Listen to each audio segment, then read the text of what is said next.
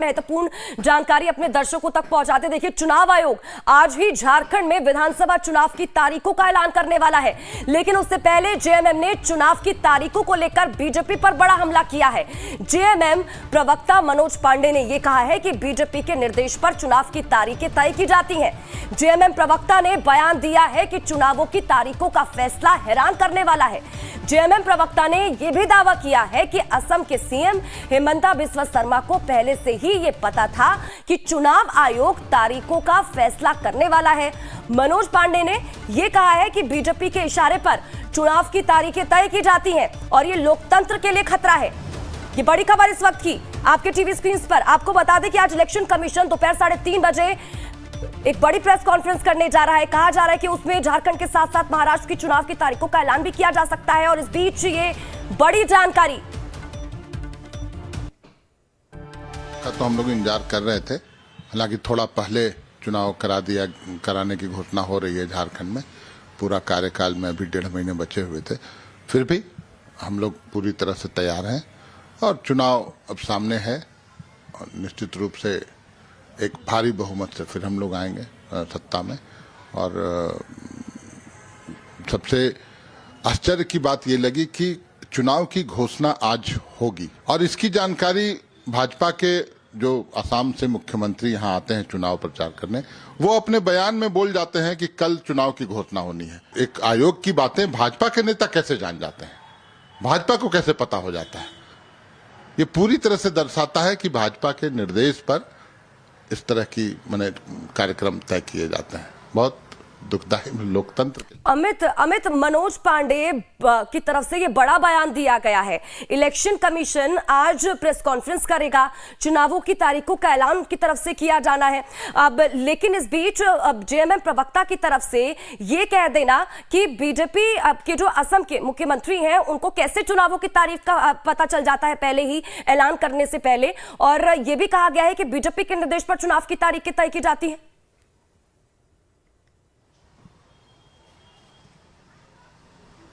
क्योंकि विपक्ष में जो बैठी हुई पार्टियां हैं, जाहिर है ऐसे मौकों पर जब आप पहले कुछ ऐलान करेंगे या फिर कुछ घोषणा कर देंगे तो जाहिर है वो घेरने की कोशिश करेंगे।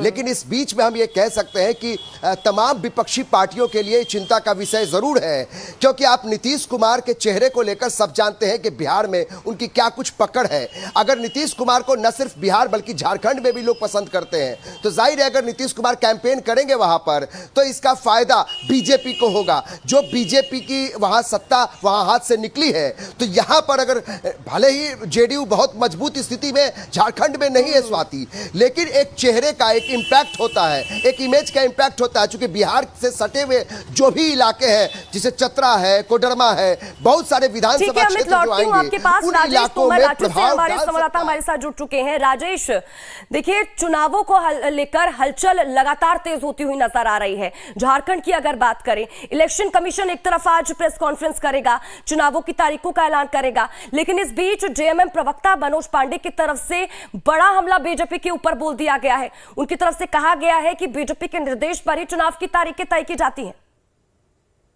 देखिए स्वाति, चूंकि ये एक मेंटल गेम है और झारखंड मुक्ति मोर्चा लगातार हमलावर रही है ना, ये पहला मौका है, बल्कि पहले भी कहा जा रहा था कि जो जांच एजेंसियां हैं वो बीजेपी के इशारे पे काम करती है, जो इलेक्शन कमीशन है वो बीजेपी के इशारे पे काम करती है। तो ये एक परसेप्शन बनाने की कोशिश होती है कि ये लोग यहाँ झारखंड के लोग समझें कि जो तमाम निष्पत्तियां हैं वो बीजेपी के इशारे पे काम करती है। लेकिन अब चुनाव की जो घोषणा हो रही है उसको बात लेकर जो झारखंड मुक्ति मोर्चा में जो 2 ऑब्जेक्शन थे, जो 2 विरोधाभास बातें आ रही थी, वो ये था कि इलेक्शन कमीशन आखिर जल्दबाजी क्यों दिखा रही है, जबकि झारखंड में चुनाव जो है जो टर्म है वो जनवरी 6 को खत्म होगा, यानी कि दिसंबर के अंतिम सप्ताह में सरकार बनाने की पूरी कवायद होगी। तो आखिर इलेक्शन कमीशन इतना क्यों ज्यादा जल्दबाजी में है? दूसरा जो इन्होंने आरोप लगाया था कि इलेक्शन कमीशन की तरफ से इनको लीकेज कराया गया था कि जो तारीख है उसके अनाउंसमेंट आज हो सकते हैं, उन्होंने इसको कोट किया है। तो ये जो हमला है वो राजनीतिक माहौल बनाने की कोशिश है। लेकिन अब जैसे आज चुनाव का बिगुल फूकेगा तो जाहिर है कि झारखंड में जो चुनावी माहौल है वो गरमाने लगेगा। बिल्कुल ठीक है राजेश, ठीक है राजेश, बहुत बहुत शुक्रिया। अमित भी हमारे साथ जुड़े होते हैं। अमित, आपका भी बहुत बहुत शुक्रिया इन तमाम जानकारी के लिए। आप नजर बनाए रखें, आपसे आगे भी जुड़ेंगे, अपडेट्स लेते रहेंगे, तो इस बड़ी खबर पर नजर बनी हुई अपडेट पहुंचाते रहेंगे। यहाँ वक्त एक छोटे से ब्रेक का, जल्द हाजिर होते हैं।